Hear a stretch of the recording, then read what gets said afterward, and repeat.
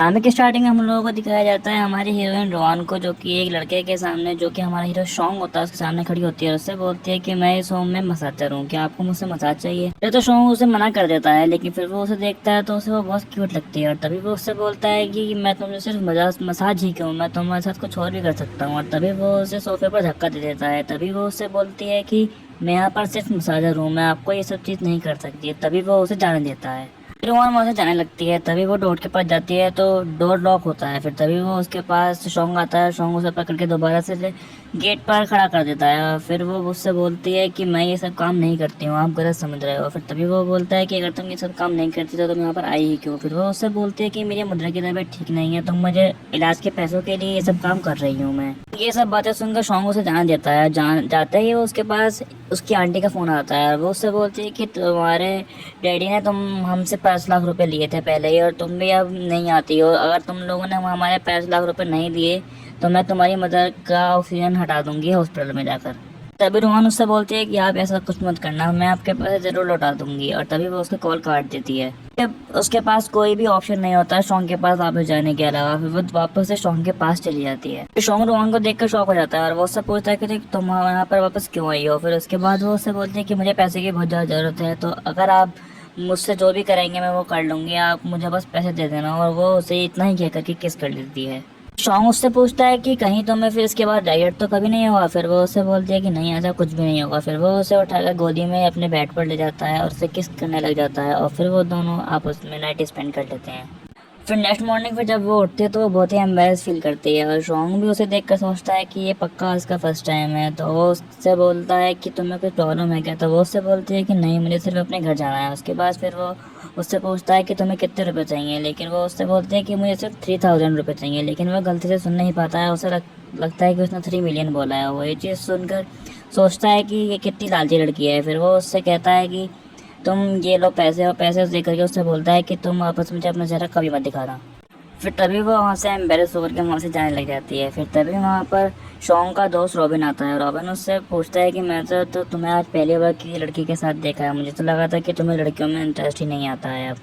फिर उसके बाद रॉबिन उसे एक इनविटेशन कार्ड देता है। उसमें इनविटेशन में कार्ड में होता है कि मिस्टर रॉबिन को मेडिकल कॉलेज में जॉब मिल गई होती है। फिर वो उससे पूछता है कि क्या तुम्हें वो लड़की पसंद आने लग गई है। दूसरी तरफ हमें दिखाया जाता है कि यहाँ पर रोहन की मदर हॉस्पिटल में होती हैं, वो वहाँ पर उसका ख्याल रख रही होती है। तभी वहाँ पर उसके आंटी और उनका बेटा आ जाता है।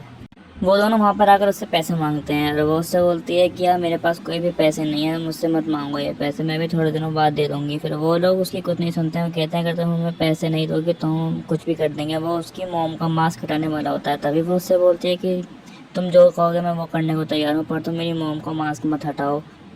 फिर वो कल रात में मेरे पैसों को उन दोनों को दे देती है और उनसे बोलती है कि अभी मेरे पास इतने ही पैसे हैं, अभी आप इन्हें रख लो, मैं धीरे धीरे देख करके आपको ये सारे पैसे लौटा दूंगी। तभी वो आंटी वो पैसे ले लेती है और उससे बोलती है कि तुम्हें जैसी लड़की को तो अच्छे अच्छे से पैसे कमाने आने चाहिए, लेकिन मुझे इस चीज़ से मतलब नहीं है कि तुम कैसे करोगे। मुझे मेरे पैसे चाहिए और तुम मुझे जल्दी से अपने पैसे दे दो, वरना कि मेरे पास और भी बहुत सारे तरीके हैं जिनसे मैं तुमसे पैसे निकलवा सकती हूँ। और इतना सब कह के वो लड़की और वो उनका बेटा वहाँ से चले जाते हैं। फिर तभी वहाँ पर वहाँ रोने लग जाती है। फिर तभी उसके पास उसकी फ्रेंड योयो का फ़ोन आता है और वो उससे बोलती है कि तुम जल्दी से कॉलेज आ जाओ, यहाँ पर हमारे मिस्टर नए प्रोफेसर मिस्टर रॉबिन आने वाले हैं। और तुम तो जानते हो कि वो कितने ज़्यादा फेमस है कि अगर उनका कोई भी इंसान लेक्चर अटेंड नहीं करता तो वो उनके मार्क्स काट लेते हैं। इतना सब कुछ सुनकर रोहन कहती है कि मैं यहाँ से बस निकल ही रही हूँ, तो मैं जल्दी से कॉलेज पहुँच जाऊँगी। और ये सब करके वो वहाँ से निकल जाती है। फिर तभी कॉलेज में मिस्टर रॉबिन की एंट्री होती है और वो सब वहाँ पर देखकर बहुत सारी लड़कियाँ उसे देखकर खड़ी होती हैं। वो देखती हैं कि वो कितना स्मार्ट है, वो कितना डैशर लगता है, वो बड़ी कार में से निकलता है। फिर वो सब लड़की सोचती हैं कि ये कितनी रिच फैमिली से बिलोंग करता है, अगर ये कोई स्टूडेंट होता तो पक्का हम लोगों का कोई चांस होता। लेकिन मिस्टर रॉबिन उन सबको देखता ही नहीं है, वो वहाँ से अंदर चला जाता है। फिर धीरे धीरे करके शॉन्ग वहाँ पर सबकी अटेंडेंस लेने लग जाता है। अटेंडेंस लेते वक्त वो उससे बोलता है कि अगर यहाँ पर कोई भी नहीं आएगा तो मैं उसे क्लास से बाहर भगा दूंगा। उसके बाद जो अपने फ्रेंड को कॉल करती रहती है रोहन को। रोहन कहती है कि मैं लेट नहीं हुई। वो क्लास से पहुँच जाती है। क्लास से पहुँच कर वो शौक को देखकर बहुत ही शॉक्ड हो जाती है। फिर वो उससे कहती है कि आप यहाँ पर कैसे, लेकिन क्लास होती है तो उससे ज़्यादा कुछ पूछ नहीं पाती है। फिर वो उसे बताती है कि मेरी मदर की तबीयत ठीक नहीं थी, इसी वजह से मैं लेट हो गई हूँ आने में। फिर उसे रात की बात भी आ जाती है कि उसने रात भी यही चीज़ बोली थी। तो वो उससे बोलता है कि ठीक है तुम क्लास में बैठ जाओ, मैं तुम्हारी अटेंडेंस दे देता हूँ। फिर रोहन खुश होकर अपनी सीट पर बैठने जा रही होती है। तभी वो उससे बोलता है कि मैंने तुमसे सिर्फ क्लास अटेंड करने के लिए कहा है, ना कि तुमसे सिर्फ बैठने के लिए। आज तुम लेट आई हो तो तुम्हें पनिशमेंट मिलेगी और पनिशमेंट के रूप में तुम्हें मेरा असिस्टेंट बनना पड़ेगा आज की क्लास में। तभी वो उसके असिस्टेंट बनने के लिए तैयार हो जाती है और वो उससे कहता है यहाँ पर आकर लेट जाओ। वो वहाँ पर एम्बेरस होकर के उस जगह पर लेट जाती है और तभी वो अपना लेक्चर स्टार्ट करता है। फिर तभी सॉन्ग उससे उसका टॉप ऊपर करने के लिए करता है। तभी वो अपना टॉप ऊपर करती है और तब वो स्टोमक पर हाथ लगा लगा के अलग जगह पर पूछते हैं कि तुम्हें कहीं दर्द तो नहीं हो रहा है। फिर एक जगह पर उसे दर्द होता है तो वो उससे बोलती है कि हाँ मुझे यहाँ पर दर्द हो रहा है। फिर तभी सभी स्टूडेंट उससे पूछते हैं कि सर ऐसे दर्द क्यों होता है। फिर तभी सॉन्ग सबसे बोलते हैं कि वैसे तो ये नॉर्मल पेन है, लेकिन कभी कभी ज़्यादा तब भी होता है जब तुम किसी के साथ ज़्यादा इंटीमेट टाइम स्पेंड करते हो। फिर तभी ये सब सुनकर सब लड़कियाँ उसका मजाक बनाने लग जाती हैं रोहन का। रोहन फिर ये सब चीज़ देख के एम्बेरस फील करती है। उसके बाद सॉन्ग सबको डांटने लग जाता है और सबसे कहता है कि तुम लोगों को शर्म आनी चाहिए। इस टाइम रोहन हम सबकी पेशेंट है, तो वो तुम अगर किसी पेशेंट का इस तरह मजाक बनाओगे तो तुम कैसे डॉक्टर बनोगे। ये सब चीज़ कह के उस सबको शांत कर देता है, सब चुप हो जाते हैं। फिर सॉन्ग उससे बोलता है कि तुम अपनी जगह पर जाकर बैठ जाओ। फिर वो अपनी जगह पर जाती है तो ये उससे पूछती है कि ये सब क्या हो रहा है, कल रात भी तुम अपने घर पर नहीं आई थी, तो ये बताओ ये सब हो क्या रहा है मुझे। फिर तभी रोहन सॉन्ग की तरफ देखते हैं और जब वो इस तरह देखती है तो ये समझ जाती है कि रात को ये दोनों ही एक साथ थे, इन दोनों ने साथ में नाइट स्पेंड करी है। फिर वो सोचती है और बोलती है कि ऐसा कैसे हो सकता है। फिर तभी वो रोहन पानी पी रही होती है, तभी उसके मुंह से पानी नीचे गिर जाता है और ये सब चीज़ सॉन्ग देख लेता है। यो उससे कहती है कि तुम मुझे बताओ कि तुम दोनों के बीच ये सब कैसे हुआ और किस तरह से ये सब चीज़ें हुई हैं। उन दोनों को बातें करता देख सॉन्ग जब देखता है तो उन दोनों के ऊपर चौक फेंक के मारता है। उनसे बोलता है कि तुम दोनों को अगर क्लास अटेंड नहीं करनी है तो तुम दोनों यहाँ से क्लास से बाहर चले जाओ। और रोहन से बोलता है कि तुम तो वैसे भी क्लास में लेट आई हो, उसके बावजूद भी तुम यहाँ पर बात कर रही हो। अगर तुम्हें क्लास नहीं है तो तुम क्लास से बाहर चले जाओ।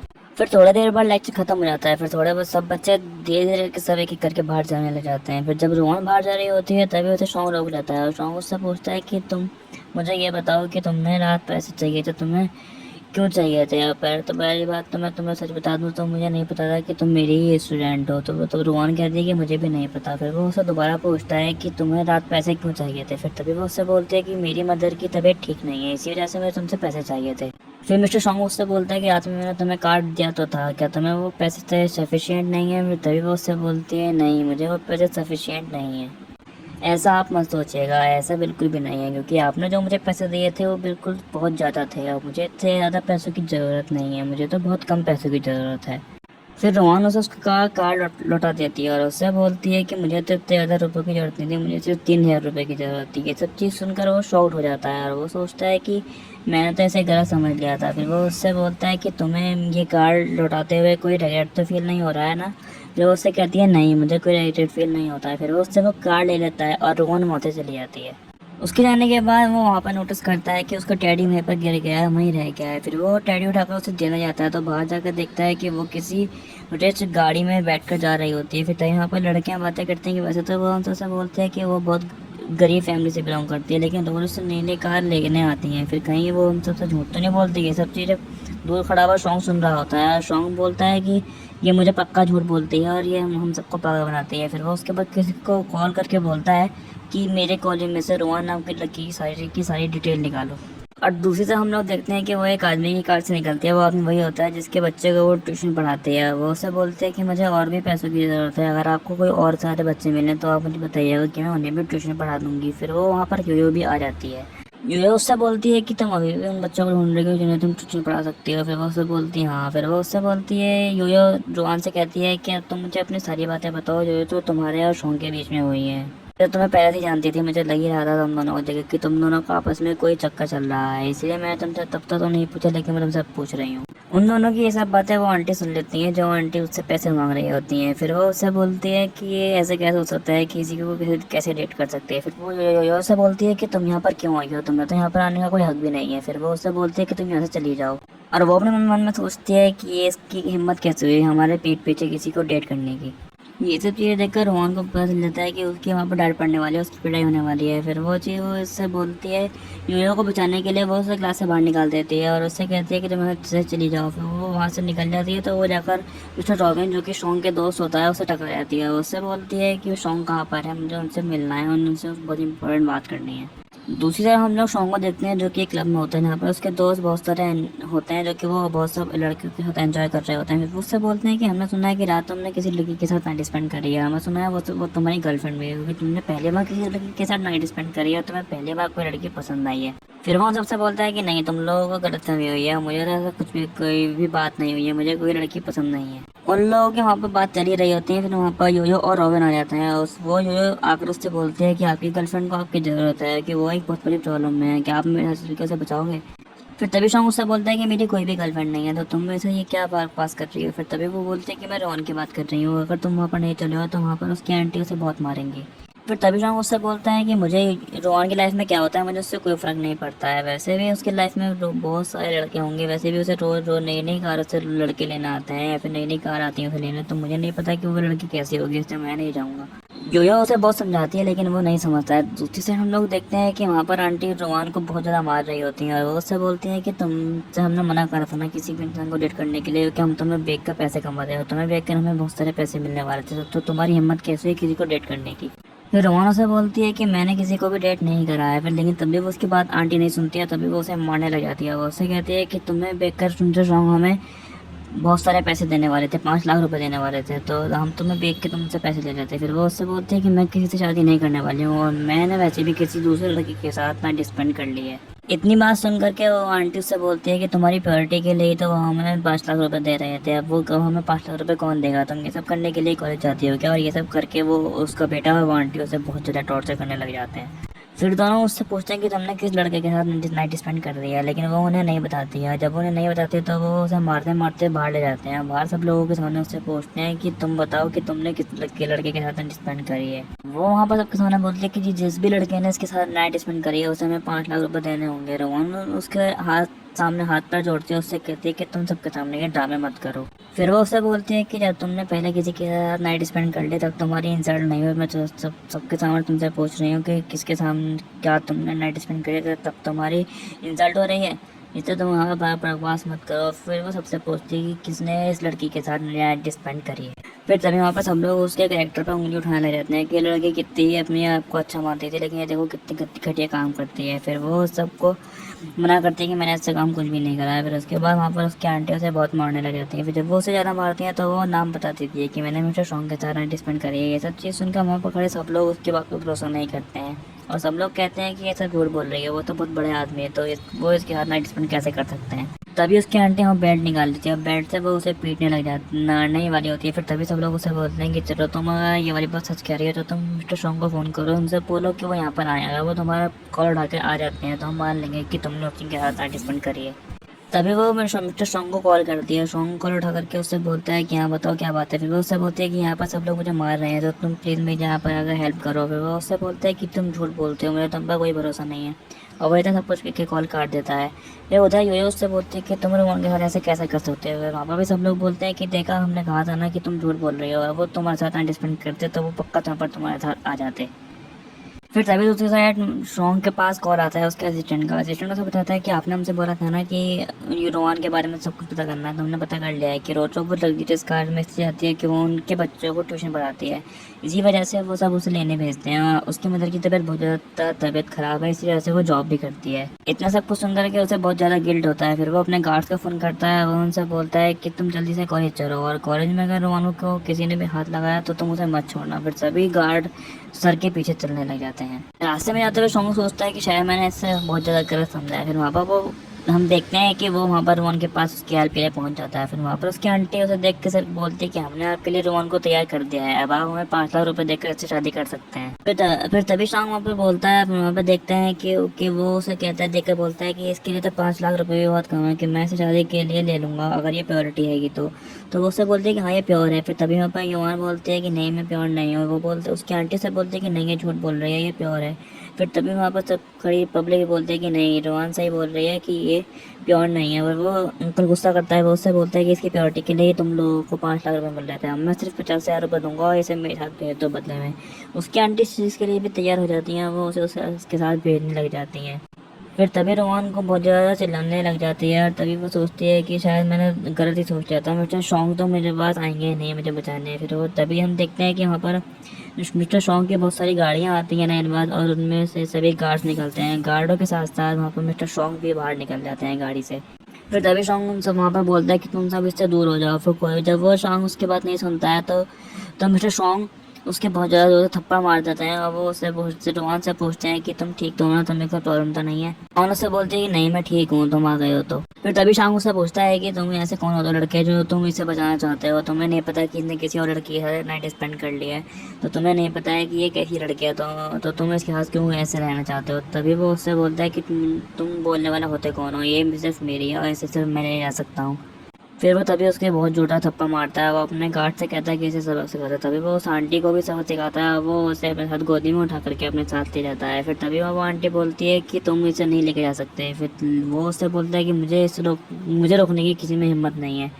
और इतना सब कुछ है कि वो वहाँ पर उसे गोदी में उठा करके ले जाता है। फिर सभी गार्ड उस आंटी को और उसके बेटे को बहुत ज़्यादा मारते हैं। फिर हमें कार का सीन दिखाया जाता है। कार में वो दोनों साथ बैठे होते हैं। फिर वो उसे देखता है कि उसके फेस से खून निकल रहा होता है। फिर वो उससे खून साफ करके उससे बोलता है कि आरत को तुम कहाँ पर रखोगे। वो उससे बोलते हैं कि मैं अपने डांग रूम में चली जाऊँगी। फिर वो उससे बोलते हैं कि वहाँ पर तुम्हारी आंटी है, उनका बेटा होगा, वो तुम्हें फिर से परेशान करेंगे, तो मैं चाहता हूँ कि तुम आजाद को मेरे साथ ही रखो।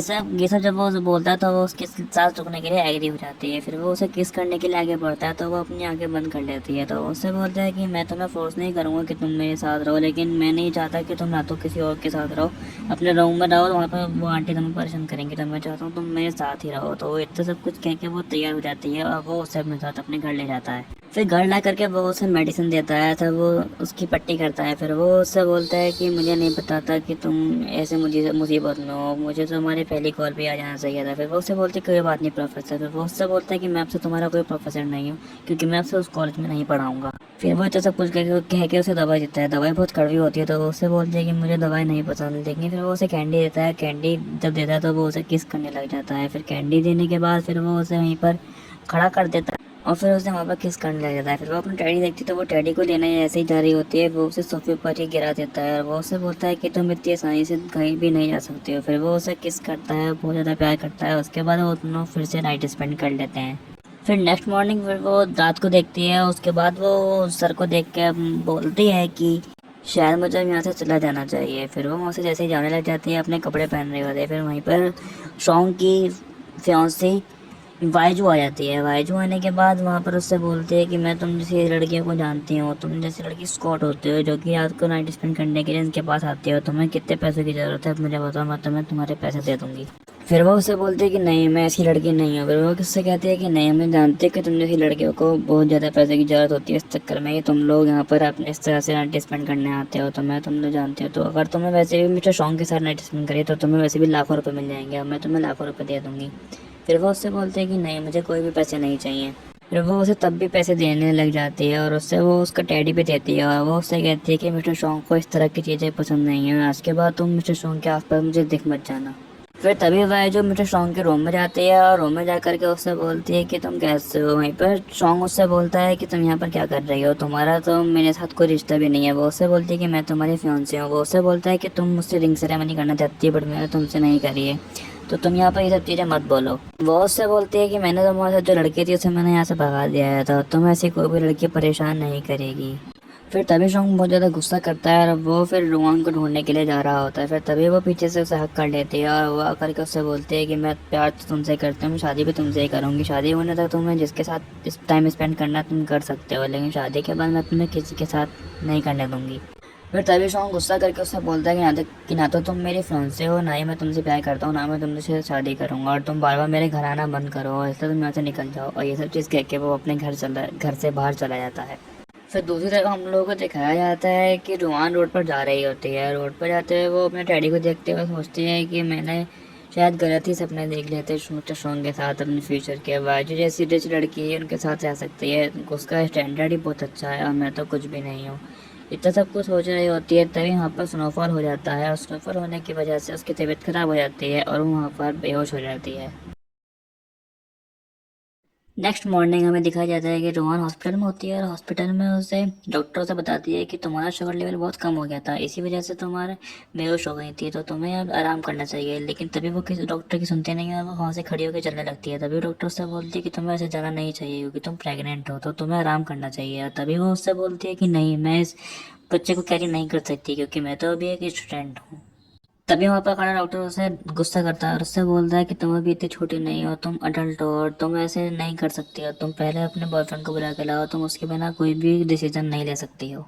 तभी वो उससे बोलती है कि मेरा कोई भी बॉयफ्रेंड नहीं है, तो मैं किसी को नहीं बुला सकती। तभी वो उससे डॉक्टर वहाँ से बोलता है कि आजकल की लड़कियों को पता ही नहीं क्या हो गया है, वो कैसे कैसे काम करती हैं, और वो इतना सब कुछ बोल के वहाँ से चला जाता है। डॉक्टर के वहाँ से जाने के बाद रोहान सोचती है कि मुझे बच्चे को पैदा करने के लिए बहुत सारे पैसों की जरूरत पड़ेगी, इसके लालन पालन करने के लिए, तो वो अपने पैसे जोड़ने के लिए कुछ इंतजाम के बारे में सोचती है। फिर वो किसी को कॉल करके पूछती है क्या मुझे क्लब में जॉब मिल सकती है। दूसरी साइड से वो इंसान बोलता है कि हाँ, तुम्हें जॉब मिल सकती है, तो वहाँ पर वो जॉब करने लग जाती है।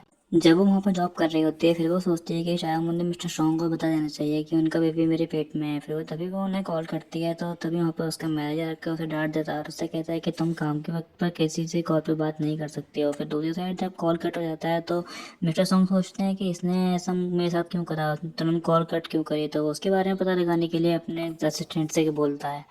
फिर हमें दिखाया जाता है कि सेम क्लब में वहाँ पर बायजू भी आई हुई होती है अपने फ्रेंड के साथ, जो कि वहाँ पार्टी कर रही होती है। फिर वहाँ पर उसके फ्रेंड्स उससे बोलते हैं कि हमने सुना है कि आजकल मिस्टर शॉन्ग किसी रोहान नाम की लड़की के साथ रहते हैं, उनके साथ ही आगे पीछे घूमते हैं। तो तभी वो उनसे बोलती है कि वो चाहे किसी के भी साथ आगे पीछे घूमे, शादी तो वो मुझसे ही करेगा क्योंकि वो प्यार हो मुझसे ही करता है। तो फिर वो उसके दोस्त उससे बोलते हैं कि हाँ, तुम ठीक कह रहे हो कि तुम्हारी स्टैंडर्ड बहुत अच्छा है, वो तुम्हारे साथ ही रहेंगे। फिर तभी वहाँ पर वहाँ उनकी ड्रिंक्स लेकर के आती है, उसे देख करके तो वाइजू शॉक हो जाती है और वो उससे बोलते हैं कि तुम यहाँ पे कैसे आ सकते हो। तो फिर कोई बात नहीं, वो उससे उससे बोलती है कि मैंने तुमसे आज सुबह ही कहा था कि मुझे तुम अपनी शक्ल मत दिखाना, तो तुम्हारे यहाँ पर अगर गलत करा है। फिर तभी जो लड़कियां उसके रोहन के पास आती हैं और उससे बोलती हैं कि तुम्हारी हिम्मत कैसे हुई मिस्टर शॉन्ग के साथ बेड शेयर करने की, उनके साथ रहने की, तुम्हारी तो औकात भी नहीं है उनके पास आने की। तभी उनसे रोहन बोलती है कि आप लोग गलत समझ रहे हो, ऐसा कुछ भी नहीं है, और इतना सब कुछ कह के वो वहाँ से जाने लग जाती है। लेकिन सभी लड़कियां उसे वहाँ पर रोक देती हैं, उसे चाहे जाने नहीं देती हैं। तभी यहाँ पर वायजो खड़ी होती है, उससे बोलती है कि तुमने मेरी इंसल्ट करी है, तुम उसका बदला तुमसे लूँगी, तुमने मिस्टर शॉन्ग को तो सर्व कर दिया है, अब तुम मुझे भी सर्व करोगे। और इसके बाद सब लड़कियां उसकी इंसल्ट करने लग जाती हैं, ऐसा उससे बोलती हैं कि ये तो एक स्कॉट है। तो ये फिर सभी वो उनसे बोलती है कि ऐसा कुछ भी नहीं है। फिर तभी वहाँ पर सब लोग उसे पकड़ लेते हैं और फिर उसे मारने लग जाते हैं। फिर वो उससे बोलती है, बायजू उससे बोलती है कि तुम पहले मुझसे सॉरी बोलो तभी मैं तुम्हें छोड़ूंगी, लेकिन वो उससे सॉरी नहीं बोलती है, वो उसे मारती रहती है। फिर तभी रोहन उसे सॉरी बोलती है, लेकिन बायजू का मन तब भी नहीं भरता है, तो वो उन सबसे लड़कियों से बोलती है कि इसके यहाँ पर सारे कपड़े उतार दो, जिससे यहाँ पर बिना कपड़े के घूमेगी, तभी इसे पता चलेगा कि इसने कितना वो गलत काम करा है। फिर तभी वहाँ पर कुछ लड़के वहाँ पर उसके कपड़े उतारने वाले होते हैं, तभी वहाँ पर हमारा हीरो आ जाता है। हीरो आकर के वायजू को थप्पड़ मारता है और वो फिर उसके बाद रोहान को जैकेट उठाता है और उससे बोलता है कि मुझे माफ़ कर दो, मैं तुम्हें प्रोटेक्ट करने में थोड़ा लेट हो गया हूँ। फिर तभी वायजू उससे बोलते हैं कि तुम्हारी हिम्मत कैसी हो मुझे थप्पड़ मारने की, मैं तुम्हारे फैन से हूँ, तुम मेरे साथ ऐसा नहीं कर सकते हो। फिर तभी वो उसे जवाब देता है और उससे बोलता है कि तुम मेरी फियांसी नहीं हो, बाबा मेरा नाम अपनी जुबान से लेना बंद करो। फिर वहाँ पर खड़ी सब लड़कियां उससे माफ़ी मांगती हैं, लेकिन वो उन लोगों को इतनी आसानी से माफ़ नहीं करता है। वो अपने गार्ड से बोलते हैं सबको ड्रिंक कराओ और वो उन सबकी इंसल्ट करता है। फिर वो वहाँ पर से रोहन को उठा के लेकर जाने वाला होता है, तभी वो उससे बोलता है वायजू से कि आज के बाद तुमने अगर मुझे अपना फैंसी बोला तो तुम देखना, तो और तुम्हारे गार्ड फादर से तो मैं बात करूंगा। और इतना सब कुछ कह के वो वहाँ से चला जाता है। अगले सीन में हमें देखा जाता है कि रोहन हॉस्पिटल में होती है और हॉस्पिटल में आकर डॉक्टर से पहचान जाता है और वो उस लड़की को देख करके बोलता है कि इस लड़की के बेबी के लिए ये चीज़ ठीक नहीं है कि ये बार बार हॉस्पिटल आए। डॉक्टर की बात सुनने के बाद शॉन्ग को यकीन होता है कि वो रोहन प्रेग्नेंट है, और ये वाली बात सुनकर वो शॉक्ड हो जाता है। फिर वो रोहन से बोलता है कि तुमने मुझे बताया क्यों नहीं कि तुम प्रेग्नेंट हो। फिर वो उससे बोलती है कि मैं तुम्हें नहीं बताना चाहती थी क्योंकि मेरे पास पैसे नहीं है और बेबी को बड़ा करने के लिए पैसे की बहुत जरूरत पड़ती है। तभी शॉन्ग उससे बोलता है कि तुम इसकी की क्यों टेंशन करती हो, मेरे पास बहुत पैसे हैं।